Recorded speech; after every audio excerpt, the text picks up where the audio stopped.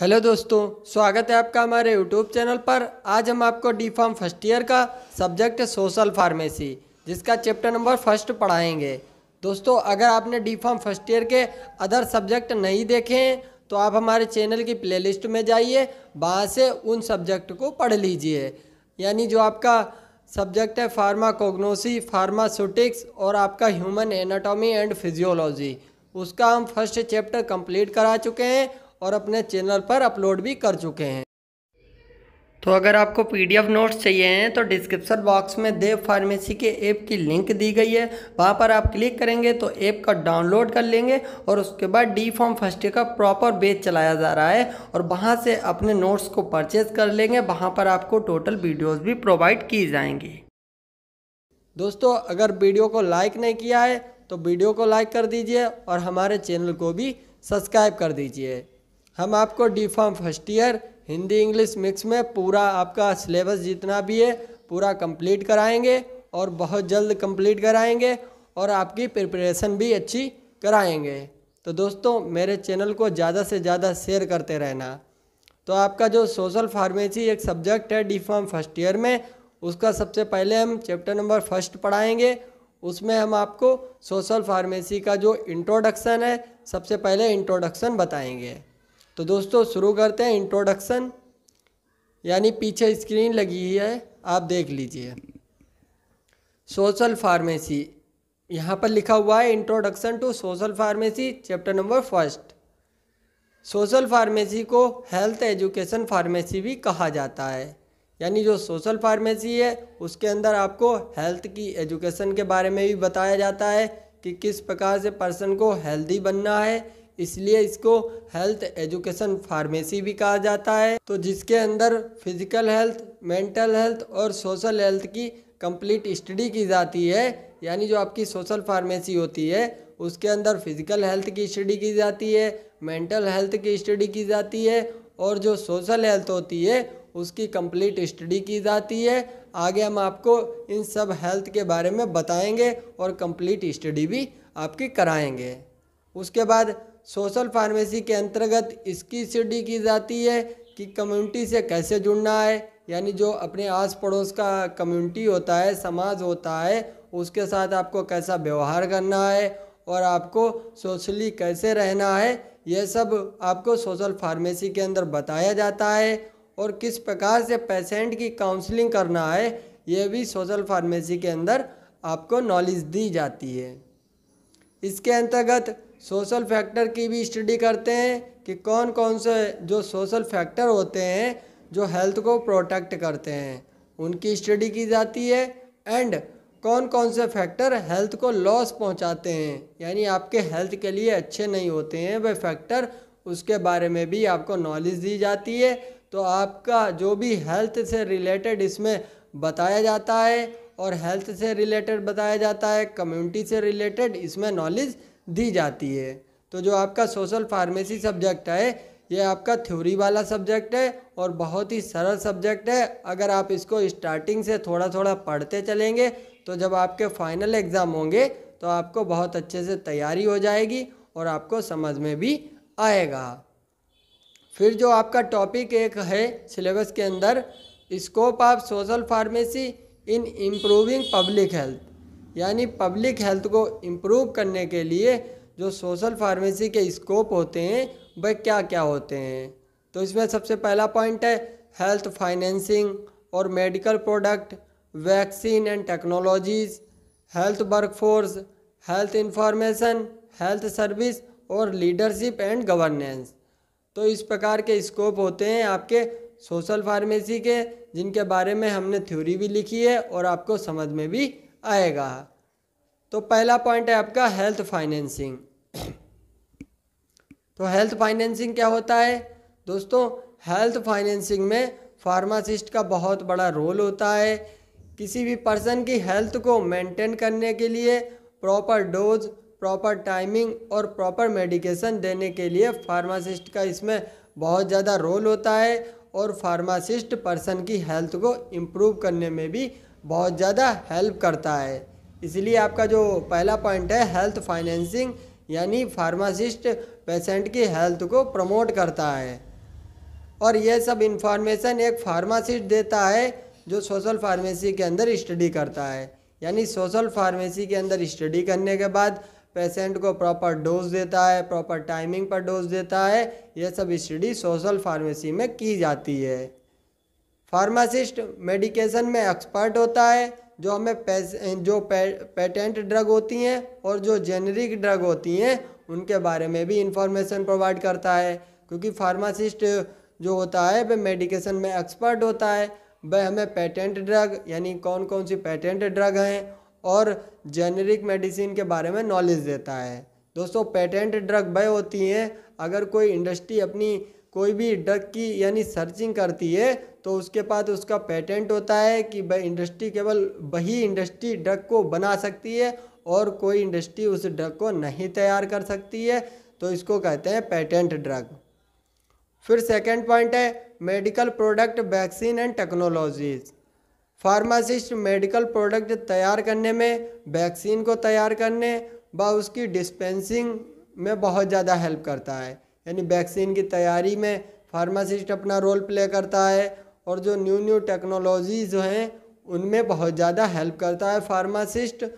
और वैक्सीन की expiry date का पता लगाना व उसकी स्टोरेज का पता लगाने में, और बहुत सी ऐसी बातें होती हैं वैक्सीन से रिलेटेड, उसमें फार्मासिस्ट को नॉलेज होती है। फार्मासिस्ट बहुत ज़्यादा हेल्प करता है वैक्सीन की स्टोरेज में, वैक्सीन के डिस्ट्रीब्यूशन में फार्मासिस्ट अपना रोल प्ले करता है।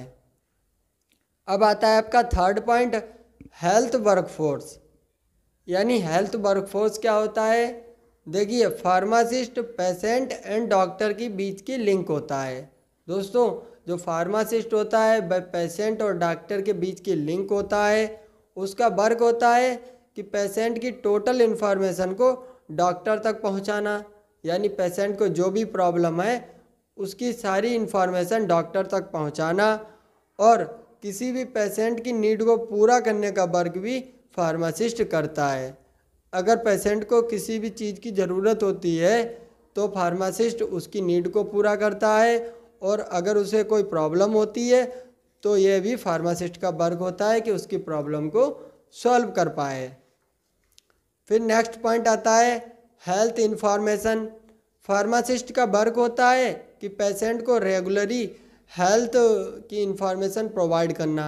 यानी जो पेशेंट अगर किसी को कोई बीमारी है तो उससे रिलेटेड उसको इन्फॉर्मेशन देते रहना है कि उसकी बीमारी कितनी ठीक हो पाई है, कितनी ठीक नहीं हो पाई है। इसकी नॉलेज भी फार्मासिस्ट पेशेंट को देने की यानी वर्क करता है।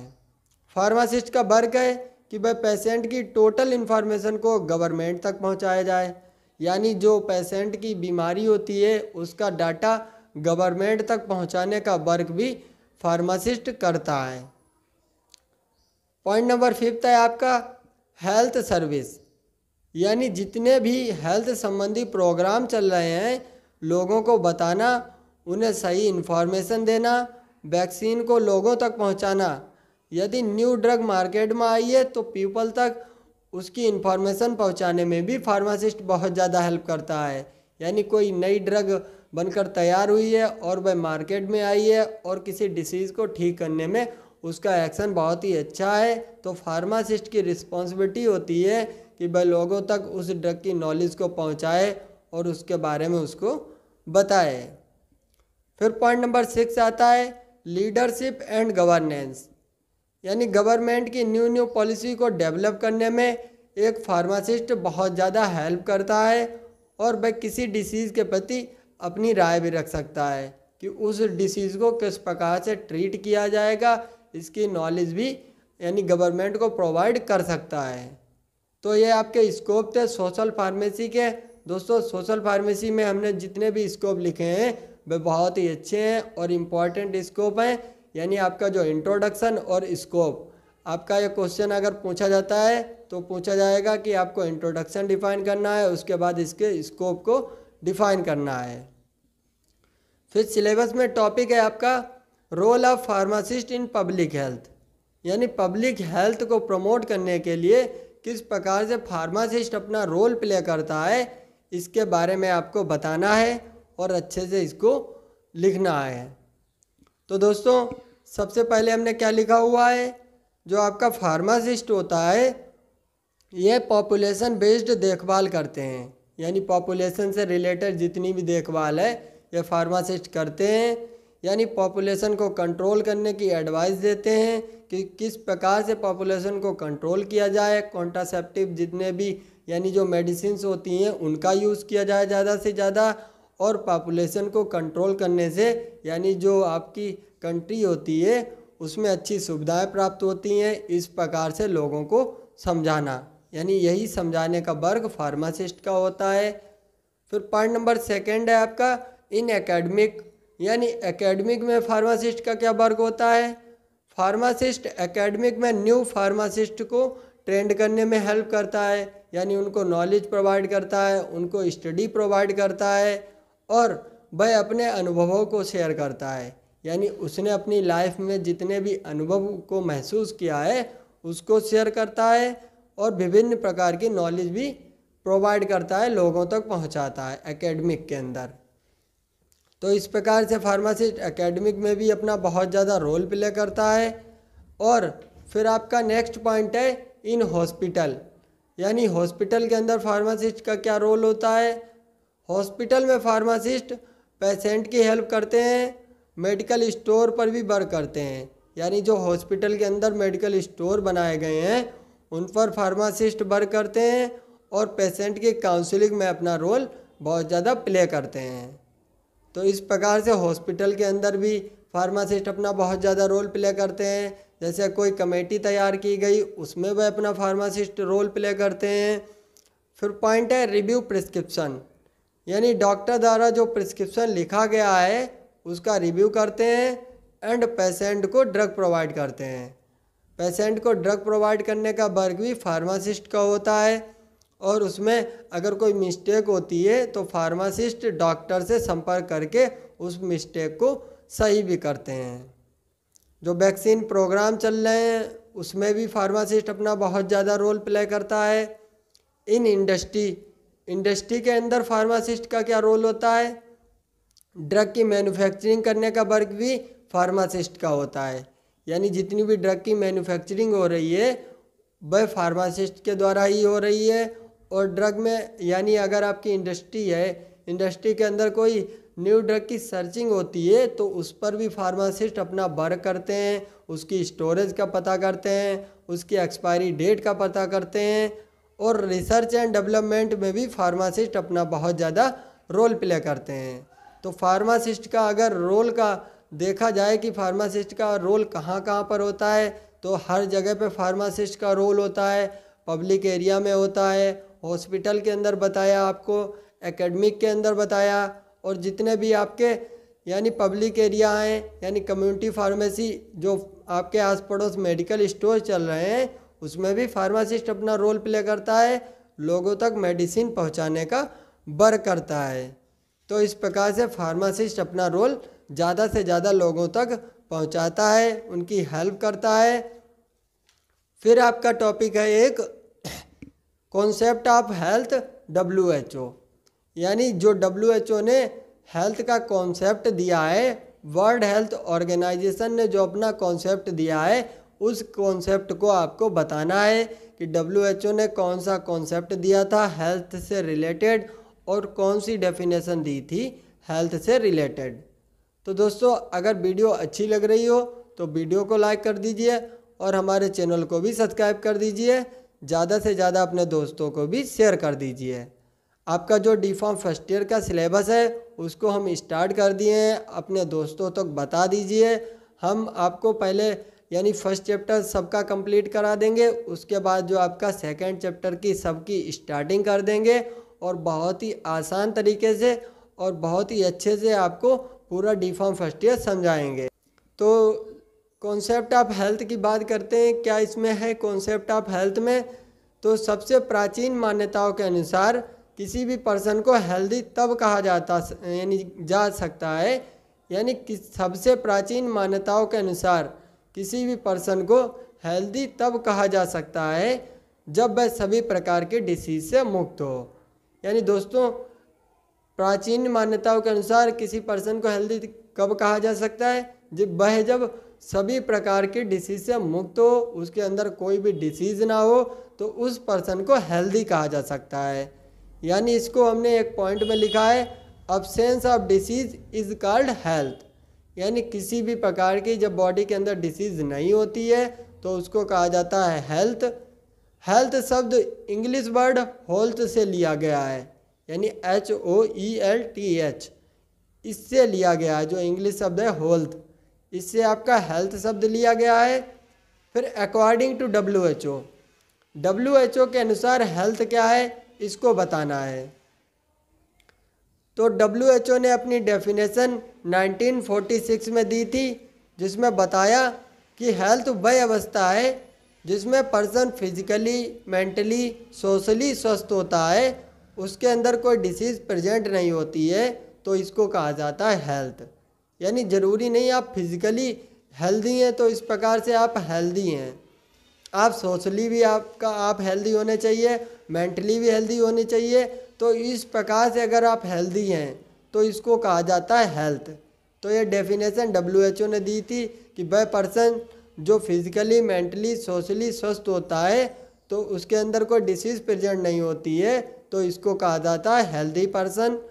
और स्वास्थ्य के सिद्धांत, यानी स्वास्थ्य के कुछ सिद्धांत हैं, यानी फिलॉसफी हैं, जिनको निम्न प्रकार से हमने डिफाइन किया है और अच्छे से इनको बताया है। यानी स्वास्थ्य से रिलेटेड आपके 3 सिद्धांत हमने लिखे हुए हैं। स्वास्थ्य ह्यूमन का मौलिक अधिकार होता है, यानी जो ह्यूमन है उसका मौलिक अधिकार स्वस्थ होता है। स्वास्थ्य डेवलपमेंट का भी एक अभिन्न अंग होता है, यानी जिस कंट्री में जितने लोग ज़्यादा लोग हेल्दी होंगे उसका विकास उतना ही ज़्यादा होगा। अगर देश में हेल्दी लोग नहीं होंगे ज़्यादा तो देश का विकास नहीं हो पाएगा। थर्ड पॉइंट लिखा है, स्वास्थ्य जीवन की गुणवत्ता की संकल्पना का केंद्र होता है। जो जीवन की गुणवत्ता है, यानी जीवन जीने का तरीका है, उसकी संकल्पना का भी एक केंद्र होता है। तो दोस्तों जो आपका D.Pharm फर्स्ट ईयर है, थोड़ा सा हमने इसको ज़्यादा हिंदी में डिफ़ाइन कर दिया है, लेकिन आपके लिए हमने बहुत ही अच्छे से डिफ़ाइन किया है। अगर मेरी वीडियो अच्छी लग रही हो तो वीडियो को लाइक कर दीजिए और मेरे चैनल को भी सब्सक्राइब कर दीजिए। तो दोस्तों हम आपको बताएंगे कि दोस्तों आपका जो सोशल फार्मेसी सब्जेक्ट है उसमें कुछ डायमेंशंस दी गई हैं, यानी कौन कौन सी डायमेंशंस होती हैं उसके बारे में इस लेक्चर में बात करेंगे। और दोस्तों बहुत से इंडिकेटर्स होते हैं किसी देश के स्वास्थ्य व्यवस्था को पहचानने के लिए, तो उन इंडिकेटर के बारे में बात करेंगे। अगर आपको मेरी वीडियो अच्छी लगे तो वीडियो को लाइक कर देना और हमारे चैनल को भी सब्सक्राइब कर देना। तो स्टार्ट करते हैं दोस्तों। Various dimension of the health, यानी बहुत सी डायमेंशंस होती हैं हेल्थ से रिलेटेड, यानी कितने प्रकार की हेल्थ होती है, यानी कौन कौन सी आपके बॉडी के अंदर पार्ट्स होते हैं जिसके द्वारा दोस्तों मेंटल हेल्थ होती है, फिजिकल हेल्थ होती है, और दोस्तों बहुत सी हेल्थ होती हैं। तो कुछ हेल्थ को हम डिफाइन करेंगे और उसमें बताएंगे कि वह हेल्थ क्या होती हैं। तो सबसे पहला आपका आता है फिजिकल हेल्थ, यानी proper functioning of the body is called physical health. यानी किसी पर्सन की जब बॉडी प्रॉपर फंक्शनिंग कर रही होती है, उसका वर्क अच्छे से कर रही होती है बॉडी, तो उस पर्सन को हम फिजिकल हेल्थ कह सकते हैं, यानी वह फिजिकली रूप से पर्सन हेल्दी होता है। उसके बाद फिजिकली स्वस्थ व्यक्ति के निम्न लक्षण हो सकते हैं, यानी जो फिजिकली स्वस्थ पर्सन होता है उसके क्या क्या लक्षण हो सकते हैं, उसकी बॉडी में क्या क्या क्वालिटीज़ होंगी जिससे पता लगेगा कि वह पर्सन जो है फिजिकली रूप से हेल्दी है। तो इसमें क्या है, पहला पॉइंट है उसकी बॉडी स्वच्छ व अच्छा होना चाहिए, यानी उसकी बॉडी क्लीन होनी चाहिए, उसके हेयर कटे हुए होने चाहिए, अच्छे होने चाहिए। और उसके बाद जो उसकी आइज़ होती हैं उसके आइज़ में कॉन्फिडेंस होना चाहिए और चमकती हुई उसकी आइज़ होनी चाहिए। ऐसा नहीं है कि भाई उसकी आइज़ गंदी होनी चाहिए, तो इस प्रकार से हम उसको ये नहीं कह सकते कि वह पर्सन फिजिकली स्वस्थ है। उसकी आइज़ चमकती होनी चाहिए और उसकी क्लीन स्किन होनी चाहिए, और जो उसके टीथ होते हैं वह बिल्कुल क्लीन होने चाहिए। और दोस्तों जब वह सोता है पर्सन तो उसकी जो स्लीप होती है वह क्लियर होनी चाहिए। तो इन सब लक्षणों को देखकर हम कह सकते हैं कि कोई भी पर्सन फिजिकली रूप से हेल्दी होता है। यानी आप उसके यही लक्षण तो देखेंगे तो जिससे पता लग जाता है कि वह पर्सन फिजिकली रूप से हेल्दी है। और इसके अलावा फिजिकली स्वस्थ पर्सन का बाउल एंड ब्लैडर का निरंतर कार्यरत होना आवश्यक है। जो आपका डाइजेस्टिव सिस्टम होता है वह प्रॉपर फंक्शनिंग कर रहा हो पर्सन का। और दोस्तों हेल्दी पर्सन के सभी ऑर्गन वर्क नॉर्मल होना चाहिए। यानी बॉडी के जितने भी ऑर्गन्स होते हैं उनका वर्क नॉर्मल होना चाहिए। और उसका जो ब्लड प्रेशर होता है वह कंट्रोल में होना चाहिए। और उसका जो शुगर लेवल होता है वह भी कंट्रोल में होना चाहिए। और उसकी जो पल्स रेट होती है और उसकी बॉडी का वेट होता है दोनों कंट्रोल में होना चाहिए। तब उस पर्सन को फिजिकली हेल्दी कहा जा सकता है। यानी तब हम कह सकते हैं कि वह पर्सन आपका फिजिकली हेल्दी होता है। दोस्तों आपके सिलेबस में डायमेंशंस के बारे में एक क्वेश्चन आपका पूछा गया है कि various dimension of the health. तो हेल्थ की जितनी भी डायमेंशन होती हैं इस लेक्चर में हम सभी हेल्थ की डायमेंशन के बारे में बात करेंगे और आपको अच्छे से हिंदी इंग्लिश मिक्स में समझाएंगे भी। अगर आपको मेरी वीडियो अच्छी लगे तो वीडियो को लाइक कर देना और हमारे चैनल को भी सब्सक्राइब कर देना। फिर बात करते हैं दोस्तों मेंटली हेल्थ पर्सन। जो पर्सन मेंटली रूप से हेल्दी होता है तो उसके बारे में बात करेंगे कि उसके अंदर क्या क्या क्वालिटीज़ होंगी। वह पर्सन हेल्दी होगा यानी मेंटली रूप से हेल्दी होगा। तो इसमें दोस्तों पीछे स्क्रीन में देख लीजिए, इसमें लगा हुआ है स्क्रीन। अगर आपको मेरे चैनल की PDF चाहिए तो दोस्तों डिस्क्रिप्शन बॉक्स में ग्रुप की लिंक दी गई है, आप वहां से ज्वाइन हो जाइए अगर आपको ग्रुप में ज्वाइन होना है। तो यदि पर्सन को कोई मानसिक समस्या नहीं है यानी वह पर्सन है कोई, उसको अगर मानसिक समस्या नहीं है तो हम उस पर्सन को मेंटली हेल्थी कह सकते हैं। यानी जब उसके ब्रेन में कोई प्रॉब्लम नहीं है, उसको कोई मानसिक समस्या नहीं है, तो उस पर्सन को हम कह सकते हैं कि वह मेंटली हेल्दी पर्सन है। और जिस पर्सन का अपनी भावनाओं पर नियंत्रण हो, यानी उसको अपनी भावनाओं पर नियंत्रण हो, दूसरे पर्सन के लिए वह संवेदनशील हो, तो उस पर्सन को मेंटली हेल्दी कहा जाता है। मेंटली हेल्दी पर्सन की विशेषताएं निम्न प्रकार हैं। यानी जिस प्रकार से फिजिकली हेल्दी मैन की विशेषताएं थीं उसी प्रकार से दोस्तों इसमें मेंटली हेल्दी जो पर्सन होता है उसकी भी विशेषताएं निम्न प्रकार से हैं। तो उसका पहला है पॉइंट, पर्सन आंतरिक संघर्षों से मुक्त होना चाहिए।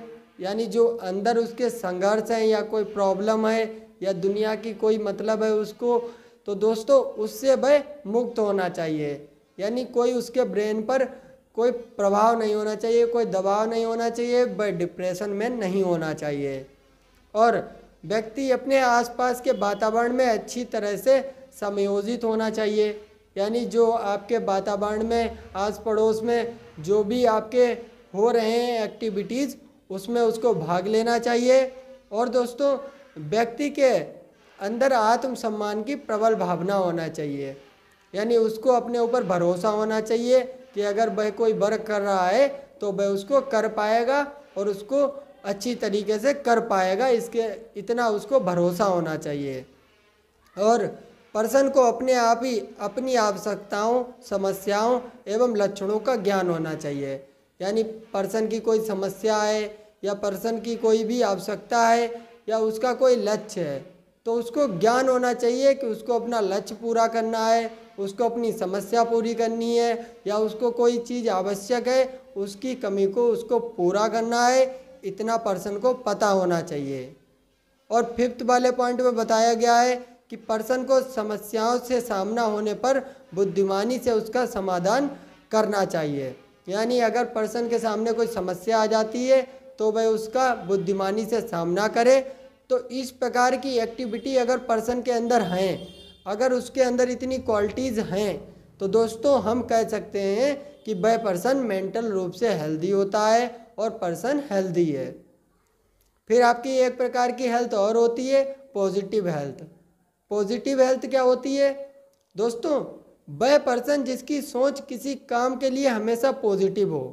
यानी कोई भी पर्सन है उसकी सोच हमेशा किसी काम के लिए पॉजिटिव होती है, तो उसको हम कहते हैं पॉजिटिव हेल्थ। इसका एग्जांपल देते हैं आपको, हम बताते हैं कि दोस्तों गिलास में अगर आधा गिलास पानी भर लेते हैं तो दो व्यक्तियों को अगर हम खड़ा करते हैं तो वह सामने खड़े होकर बताते हैं, एक बताता है गिलास आधा खाली है और एक बताता है गिलास आधा भरा हुआ है। तो एक पर्सन की सोच है कि दोस्तों गिलास आधा भरा तो है कम से कम, लेकिन जो दूसरा वाला पर्सन है उसकी सोच है निगेटिव, वह क्या कहेगा कि गिलास आधा खाली है। तो इस प्रकार से हम पॉजिटिव हेल्थ का एक एग्जाम्पल आपको बता दें हैं। फिर उसके बाद निगेटिव सोच वाले को हम पॉजिटिव हेल्दी की क्लास में नहीं रख सकते, यानी जिसकी सोच निगेटिव होती है उसको हम पॉजिटिव हेल्दी के रूप में नहीं कह सकते, यानी वह पर्सन हेल्दी नहीं है। उसके बाद आपकी एक हेल्थ और आती है सोशली हेल्दी पर्सन, यानी कोई भी पर्सन अगर वह फिजिकल रूप से स्वस्थ है, मेंटल रूप से स्वस्थ है, अगर वह पॉजिटिव सोचता भी है, अगर वह सामाजिक रूप से स्वस्थ नहीं है, समाज से उसका अच्छा मेल जोल नहीं है, लोगों से बातचीत नहीं करता है, किसी से मिलता जुलता नहीं है, तो हम उसको हेल्दी नहीं कह सकते। अगर वह समाज से रूप से, यानी जो सामाजिक लोग रहते हैं उनसे अच्छे से मिल रहा है, उनसे बातें कर रहा है, अगर कोई प्रोग्राम हो रहा है तो उसमें हिस्सा ले रहा है, तो हम कह सकते हैं कि वह पर्सन सोशली रूप से भी हेल्दी है। तो इसमें क्या लिखा हुआ है, सोशल हेल्थ मीन्स होता है कि किसी पर्सन का समाज के व्यक्तियों के मध्य और अन्य सामाजिक लोगों के साथ व्यवहार कैसा है, यानी समाज के साथ कैसा व्यवहार है, अन्य सामाजिक लोगों के साथ कैसा व्यवहार है। यदि किसी पर्सन का समाज के साथ सामंजस्य अच्छा है, अगर कोई पर्सन है उसका समाज के साथ सामंजस्य अच्छा है, तो हम उस पर्सन को सोशली रूप से हेल्दी कह सकते हैं। अगर वह समाज के साथ अच्छा व्यवहार कर रहा है, लोगों से मिल रहा है और लोगों से बातचीत कर रहा है, तो हम कह सकते हैं कि वह पर्सन सोशली हेल्दी होता है। और दोस्तों सोशली रूप से स्वस्थ पर्सन की विशेषताएं निम्न होती हैं। जो पर्सन सोशली रूप से हेल्दी होता है उसकी क्या क्या विशेषताएं होती हैं, देखिए पहला पॉइंट, उसके अंदर व्यक्तियों के लिए सम्मान की भावना होनी चाहिए, यानी वह लोगों का सम्मान करना जानता हो और किसी की हेल्प करने के लिए सदैव तैयार रहता हो और सामाजिक जिम्मेदारियों को निभाने में सक्षम होना चाहिए। तो दोस्तों सामाजिक जिम्मेदारियों निभाने से मतलब अगर उसके आस पड़ोस में किसी लड़की की शादी है या किसी बूढ़े घर में, यानी जो जिनके माता पिता बूढ़े होते हैं, उनकी हेल्प करने के लिए, उनकी जिम्मेदारी को खुद शामिल होकर लेने के लिए दोस्तों अगर वह व्यक्ति एक्टिव रहता है तो दोस्तों हम कह सकते हैं कि वह व्यक्ति सोशली हेल्दी होता है। और आपको हमने बताया फिजिकली हेल्दी क्या होता है, यानी फिजिकल रूप से, यानी उसके हेयर चमकते हुए होने चाहिए, आइज उसकी चमकती हुई होनी चाहिए, जो भाई उसका कम्युनिकेशन है वह अच्छा होना चाहिए, और दोस्तों उसकी फिटनेस भी अच्छी होना चाहिए, उसकी डाइट अच्छी होनी चाहिए। तो इस प्रकार से कह सकते हैं कि वह पर्सन फिजिकली हेल्दी है। और मेंटली यानी सोच पर डिपेंड करता है, थिंकिंग पर डिपेंड करता है कि व्यक्ति किस प्रकार की सोच रखता है, तो उस पर आपकी हेल्थ मेंटल वाली डिपेंड करती है। और सोशल वाली हेल्थ दोस्तों आपकी सामाजिक व्यवहार से यानी डिपेंड करती है। और कई प्रकार की हेल्थ होती हैं जो आपकी डिपेंड करती हैं, जैसे इमोशनल, किसी की भावनाओं को समझता है जो लोग, उसको हम कह सकते हैं कि वह इमोशनली हेल्दी पर्सन होता है। तो दोस्तों जो भी टॉपिक थे आपके उसको हमने फर्स्ट पार्ट में कंप्लीट किया। अगर आपने ऐप डाउनलोड नहीं किया है तो अभी आप डिस्क्रिप्शन बॉक्स से ऐप को डाउनलोड कर लें। और दोस्तों नेक्स्ट पार्ट में आपका चैप्टर नंबर 1 पूरा कंप्लीट हो जाएगा और दोस्तों उसके बाद अपनी अच्छे से तैयारी कर सकते हैं। तो वीडियो अगर अच्छी लगी हो तो वीडियो लाइक करना और ऐप को डाउनलोड करके वहाँ से आप D.Pharm फर्स्ट ईयर का कोर्स को परचेज़ करना है।